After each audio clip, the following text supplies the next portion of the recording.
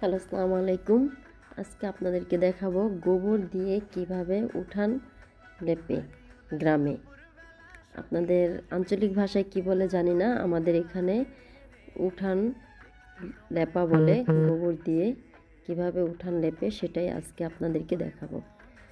দেখতেই পাচ্ছেন গোবরগুলো প্রথমে পানি দেয়, পানি দিয়ে পা দিয়ে মিক্স করে তারপর ঝাড়ু দিয়ে চারিদিকে ছড়িয়ে দেবে। যে দেখতে পাচ্ছেন ঝাড়ু দিয়ে চারিদিকে ছড়িয়ে দিচ্ছে গোবরগুলো। এভাবে পুরো উঠান এভাবে করতে হবে।